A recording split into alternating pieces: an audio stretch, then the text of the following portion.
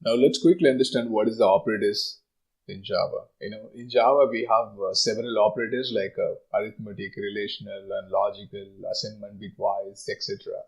So now let's understand all the operator by writing the simple examples so that you'll get a clear picture. So in the last video we understand how to create variables and then how to add a data to the variable. Now so probably you feel comfortable with that now, I believe. So just create two variables. I'm going to create the two integer variable, integer a equal to 20 and then integer b equal to 10, right? So since I'm going to talk about the arithmetic operator first, let's write some simple calculation. When I say arithmetic operation, it's a normal mathematical operation. It includes like a addition, subtraction, multiplication, division, and you have a modulus. So and then you have two more. One is increment and decrement. Let's understand what is that by writing this example. You'll get a clear idea. So a plus b. Let me duplicate this line. Plus a minus b, a minus a, multiply, divide, then modulus, right? So then let me do one more. So increment, then decrement, right? Let me print this example, you'll get a clear idea. So obviously this is very basic, so you don't really, feel this is the complex, I'm sure. Yeah, let me run this. But as a developer, you should know about this operator. That's very important. Yeah, here we go. You can get an output. It's a very simple and straightforward. We did the addition operation. So 30, 20, subtraction, then multiplication is 200, then division obviously is 10.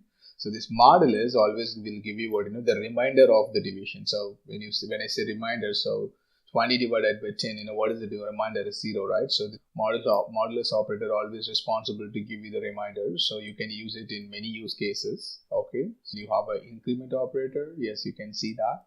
Now from the 22 it's become a 21. Then you can see the decrement operator 9. Now let's quickly understand what is the relational operators in Java by writing a simple example. Let me introduce two variables, integer a equal to 10 and integer b equal to 20. So let me have system.out.println. So I'm gonna do a equal to b. So let me duplicate this line. So I'm gonna say a not equal to b.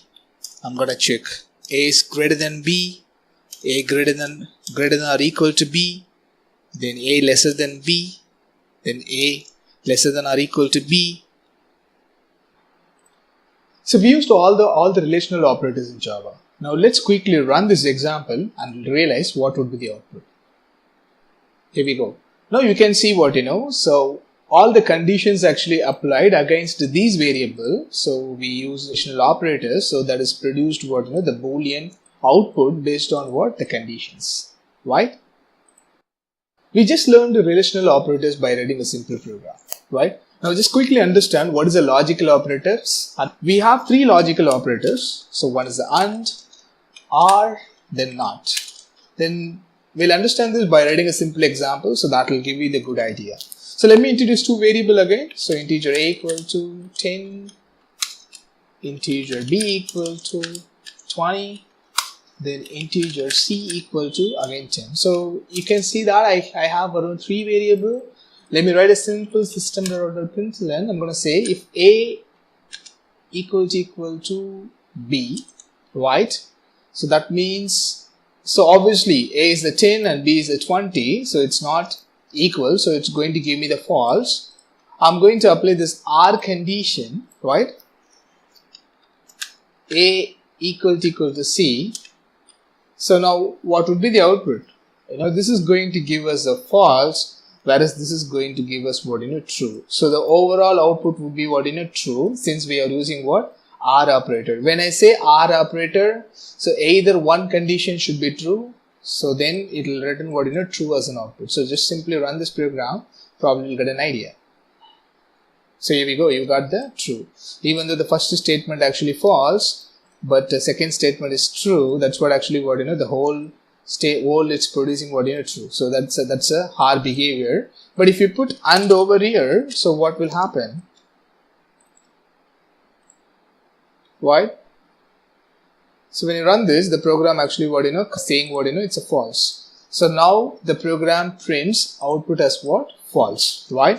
Because the first condition itself is a false, the second condition is a true. So since we are using the AND operator, both the conditions should be true. That's what we are getting what, the false as an output, right? Now, let's simply use what, the NOT. Now, let me consider, I just separated two condition using what, the parenthesis. Now, A equal to 10, which should be false, and A equal to C. So that is actually what, A is a 10, C is a 10. So obviously the output would be true. So now I'm trying to use this NOT operator. So what I'm trying to say here, I'm going to convert this false. Since the output is going to be false for this one, I want this output to be converted as what, true. That's what I'm using what, NOT operator. So now, so logically that's going to produce what, this part is going to be true. This part is going to be true again. So obviously the output is going to be what, true. Right? Can you see that? So by using this R and then NOT operator, you can write a lot of a program to get what, good idea. Now let's learn what is assignment operator. When I say assignment operator, the equal is nothing but an assignment operator. Now let's learn how to use this assignment operator. Not only the equal, we have a lot of things to learn. Let's see one by one. Now consider we have what, integer I is a variable. When I want to assign the 20 to this I probably use what, the equal as a operator. So I'm calling this operator as what, assignment operator. Why I'm calling this operator as an assignment operator? Because I'm trying to assign this 20 to this variable. That's what I'm calling this variable, this particular operator as what, assignment operator. Now consider I want to do this operation. I equal to I plus 10. So now what is the point here? So since I have an I variable that is actually holding what, 20 as a value. Now I want to add 10 to what, the existing I variable. So the whole output I'm trying to save it inside what? The same I variable. That means what is the new value of the I? The I value would be what, 30. Now you can achieve them by writing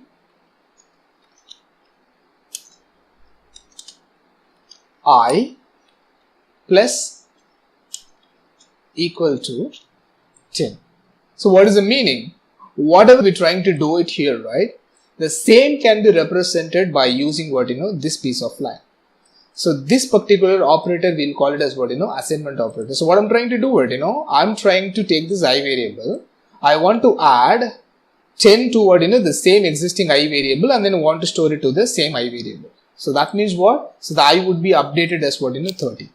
So you can apply this assignment operator to all other arithmetic as well as what, any relational.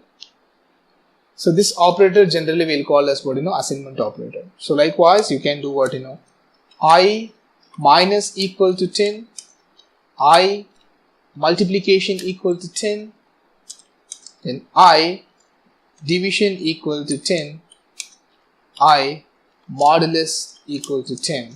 So likewise you can actually use this assignment operator as part of your program, right? So there is nothing wrong, we can use this approach, but still, by using this assignment operator capability, we can actually achieve the same operation instead of doing this.